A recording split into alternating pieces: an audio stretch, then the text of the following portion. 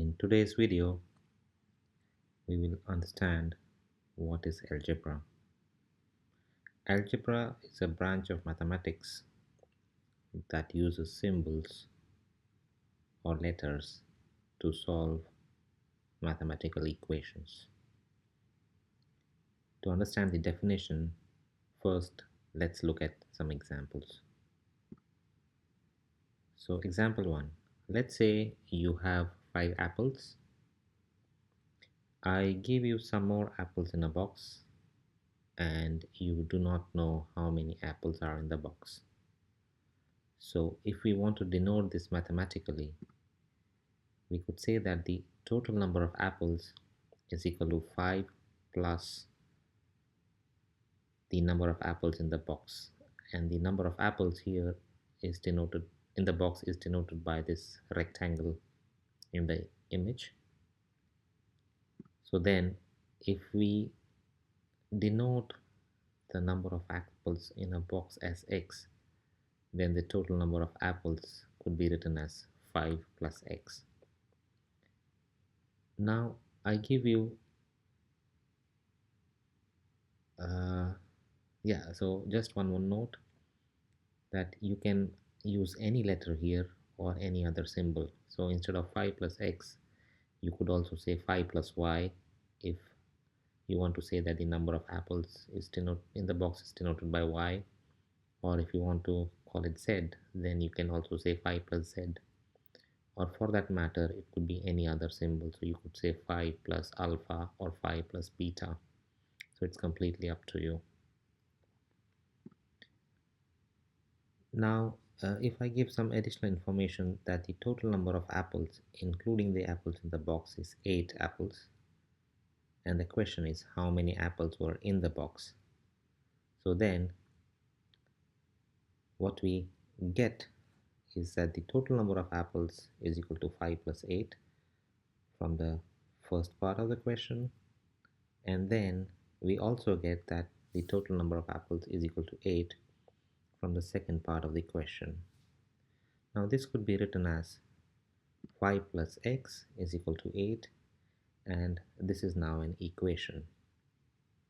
So an equation is basically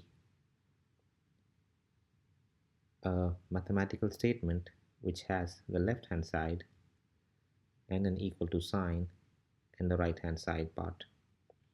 Now note that the left hand side should always be equal to the right hand side. Only then it is an equation. So in this case we have 5 plus x is equal to 8. Now if we want to just have the x value on one side, then what we can do is subtract 5 from each side. So then it becomes 5 plus x minus 5 is equal to 8 minus 5. So the equation remains balanced when you do the same operation on both the sides, either it's addition, subtraction, multiplication, or division. So in this case we subtracted 5 from both sides of the equation. Now on the left hand side, the 5 and minus 5 become 0, so all we have is x, and on the right hand side we have 8 minus 5, so that is 3. So then x is equal to 3. So then the original question was how many apples were in the box, so the answer is 3. Now let's look at another example. So let's say you have 5 apples and then I give you some more apples in the box and you do not know how many apples are in the box. So same as in the previous example, we denote the total number of apples is equal to 5 plus the box here, which denotes the number of apples, and let's say this time we call it w. So then the total number of apples is equal to 5 plus w. Now I tell you now that the total number of apples including the apples in the box is 14, and the question is how many apples were in the box. So as before, we know that the total number of apples is equal to 5 plus w, and total number of apples is equal to 14. So then both these quantities are equal, so these can be written in an equation. So we can say as 5 plus w is equal to 14. So as before, so the left hand side, so the quantities on the left side of the equal to sign is 5 plus w, and the one on the right side is 14.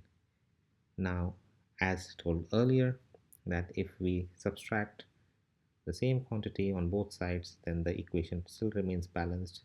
So then I could do that 5 plus w minus 5 is equal to 14 minus 5. So 5 and minus 5 on the left hand side becomes 0, and on the right hand side you have 14 minus 5, that's equal to 9. So we get w is equal to 9. So in this case, the number of apples in the box are 9. Let's take one more example. So I gave you some apples in a box, and you do not know how many apples are in the box, and I give you 4 such boxes. So this is the first part of the question. So in this case, the number of boxes is 4, and the total number of number of apples in all the boxes combined is 4 times the number of apples in each box. So then the total number of apples in all boxes is 4p, considering that we denote p as the number of apples in one box. So please note that in algebra, when you have a digit alongside a letter, then it means that it is a multiplication of those two quantities. So we do not explicitly write the multiplication symbol. So here 4p actually means 4 times p. Now the next part of the question says, I gave you a total of 24 apples, and how many apples does one box contain? So then we have the total number of apples is equal to 24, and from the first part of the question we got that 4p is the total number of apples in all boxes. So 4p is equal to 24. So again, coming back to the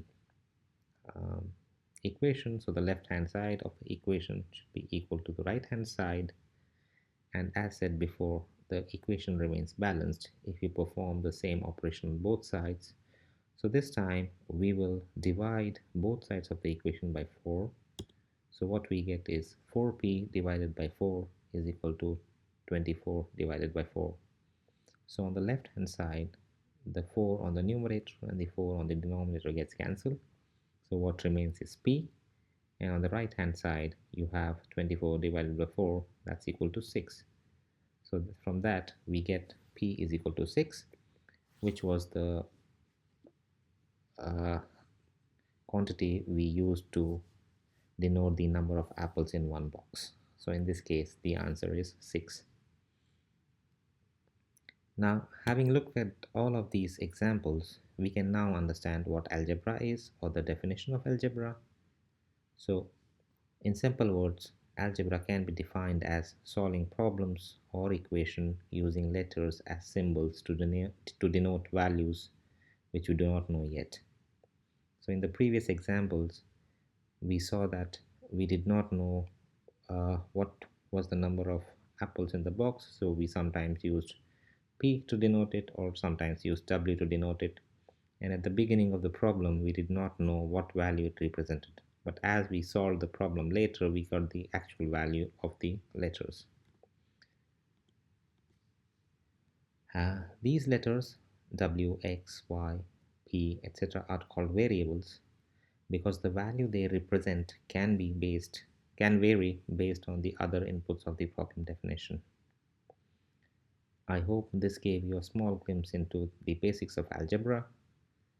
In our next video, we will try to solve more complex problems and learn more about algebra. Thank you for watching, and please subscribe to the channel if you want to get more such content.